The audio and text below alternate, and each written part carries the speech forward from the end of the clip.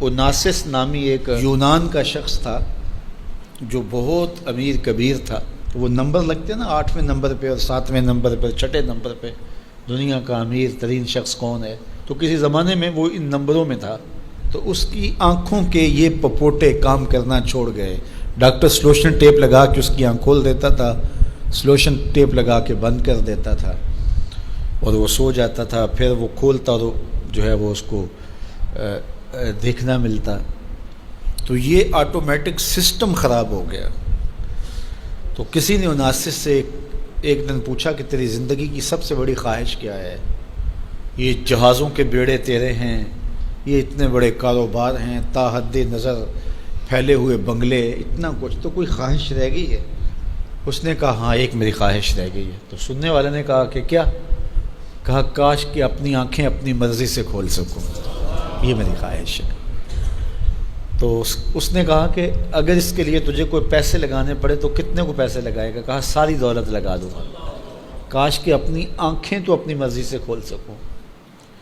تو میرے ان دوستوں میں سے کئیوں کو آج یہ احساس ہوا ہوگا کہ یہ بھی کوئی نعمت ہے.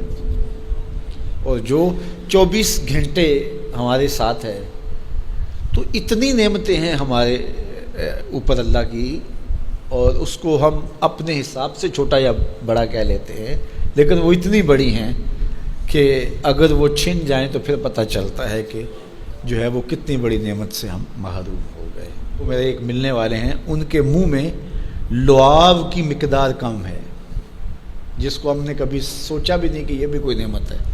یہ قدرتی گریس ہے جو منہ کو تر رکھتی ہے اور بولنے میں مدد ملتی ہے، اور نظام انہضام کو اس سے بہت زیادہ فائدہ پہنچتا ہے.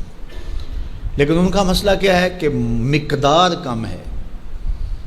تو اب وہ 5-7 منٹ نہیں بول سکتے، بولیں گے تو جو ہے وہ سارا منہ خشک ہو جائے گا. میاں مسئلہ کیا ہے؟ لعاب کم آتا ہے، لعاب کی مقدار تھوڑی ہے. تو کبھی اس کو بھی کسی نے نعمت سمجھا، لیکن یہ کتنی بڑی نعمت ہے. وہ کسی علاقے میں انہوں نے یہ کیا کہ یہ مینڈک نہیں ہوتے، مینڈک، یہ انہوں نے وہاں سے ختم کروا دی، دوائی ایسی ڈالی کہ یہ آواز نکالتے ہیں یا اس طرح کا وہ مسئلہ ہوا. تو اب کیا ہوا کہ چاول کی فصل پر ایسی سنڈیاں آ گئیں کہ جس کا کوئی علاج ہی نہیں تھا. تو یہ پانی کے اندر جو مینڈکیں ہوتی ہیں، یہ ان حشرات کو کھاتی ہیں جو فصل کے لیے نقصان دہ ہوتی ہیں. تو اب وہ مینڈکیں ڈھونڈتے پھرتے ہیں. اب ہمیں نہیں پتہ کہ کون سی چیز کتنی بڑی نعمت. یہ کیچوا ہوتا ہے، کیچوا کبھی آپ نے دیکھا جس کو وہ ہم اپنی پنجابی میں گنڈویا کہتے ہیں. کبھی آپ نے سوچا کہ اس کا سلسلہ کیا ہے؟ یہ مٹی کھاتا ہے، ایک طرف سے دوسری طرف سے نکال دیتا ہے. اور اب ہمارے ادھر ایک ذمہ دار تھا، تو وہ بچوں کو پیسے دیتا تھا کہ وہ لے کر کے اور اپنی فصلوں میں چھوڑتا تھا. اس کو کسی ماہر نے بتایا کہ یہ زمین کی زرخیزی کا جو ہے وہ سبب ہے کہ ایک طرف سے کھاتا ہے، دوسری طرف سے نکال دیتا ہے، اور وہ مٹی اتنی زرخیز ہوتی ہے کہ دوسری مٹی میں جب ملتی ہے تو کیمیائی کھادیں بھی وہ کام نہیں کرتی جو یہ کیچوا کام کرتا ہے. ہمیں پتہ ہی نہیں ہے کہ ہمارے اطراف میں اللہ نے کتنی نعمتیں ہمارے لیے پھیلائی ہوئی ہیں. تو اس لیے اس کا ایک نظام ہے. یہ دنیا کچھ نہیں ہے، اللہ کے قبضے میں سب کچھ. تو سب سے بڑی بات یہ ہے کہ اللہ آپ کو خیر کی راہ عطا کر دے. بس بعض کا جو دنیا کی دولتیں دی جاتی ہیں، یہ آزمائش ہوتی ہیں، یہ آزمائش ہوتی ہیں.